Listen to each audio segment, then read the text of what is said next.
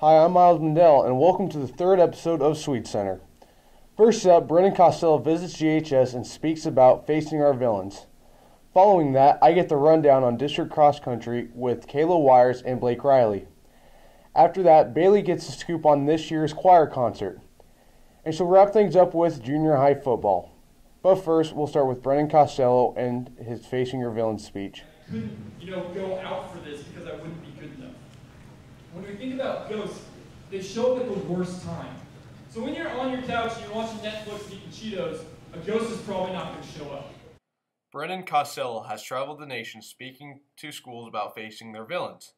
Brendan is a past national FFA officer that has been speaking to schools ever since. Thank you, Brendan, for taking your time to speak at our school. Now, I went out and got some reactions from a few GHS students. After listening to Brendan's speech, I picked up a lot on how you can defeat your villains and reach your goals, and also to be more ready for your future. What I learned from Brendan Costello's speech is that there are a lot of villains out there, and there are some easy ways that you can overcome them and to confront them and to help the villains turn them around and sometimes even make you one of your best allies. Thank you, Emily and Max. Now, I went out and got the rundown on district cross country. I'm here with Caitlin and Blake on this year's cross country, and first of all, congratulations to the both of you. Yesterday, district girls placing first overall and boys placing third. As a team, how far have you come this season? Well, so far this year, we went from last season having 2 state qualifiers to this year having 2 team state qualifiers.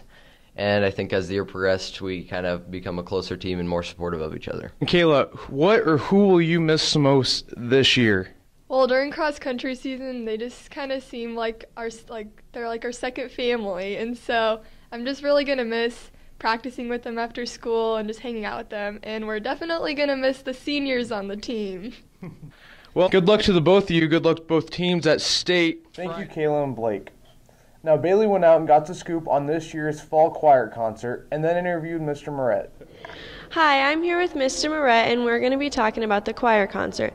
So, Mr. Moret, how many songs were sung at the choir concert? For the varsity, we sang about 5 songs that each individualized a different kind of style of music, different genres. So the kids worked very hard to switch off between genres and what kind of styles of music we sang.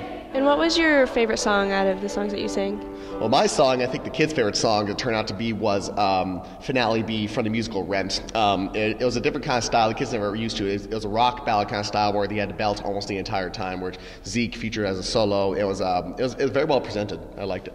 Out of the songs you guys sang, what was most complicated? The most complicated, I think, was probably Windy Nights. Probably just because it was a 6/8 time signature. The kids had to relearn how to do a compound meter versus what a simple 4 meter, what we're used to. So it was kind of difficult to get them used to that, but once we got the hang of it, it wasn't that hard to get. All right, and how many students total attended this choir concert? Of total, let's see. High school has about 50 kids strong that are committed to singing very well, singing consistently, and I'm very proud of them so far. All right, well, there you guys have it. Thank you. Thank you, Bailey and Mr. Moret, and good luck for any upcoming performances. Finally, Bailey wraps it up with junior high football and interviews some of the junior high football boys. Hi, I'm here with Mason and Tucker, and we're going to be talking about their 8th grade season of football. So, guys, what goals did you guys have for just yourselves that you guys accomplished?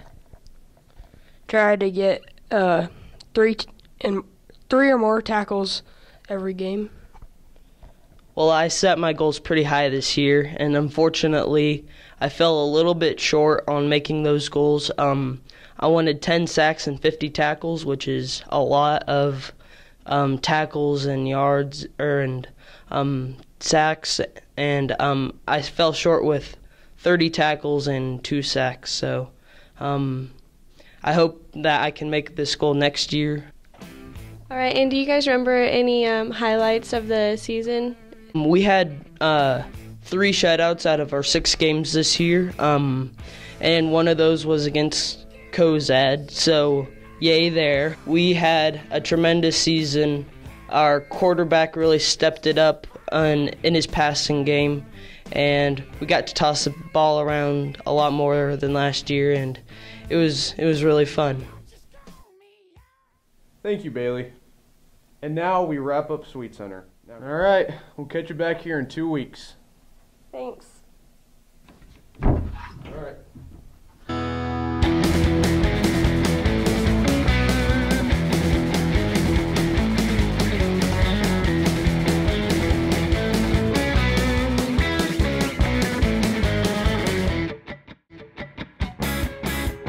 Nope.